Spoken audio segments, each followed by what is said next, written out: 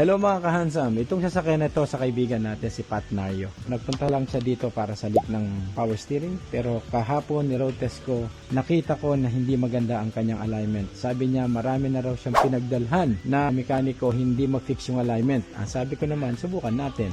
So ginawa natin ngayon, dinaan ko sa brake test natin. Ay ito yung nakita natin, alignment niya, okay, magkasalubong yung kanyang labas, magkasalubong yung kanyang toe at lampas sa kanyang standard. Tapos ito ang malupit, may problema yung right hand front brakes niya, 1650 Newton, 2400. Ibig sabihin mas makapit sa kaliwa kaysa dito.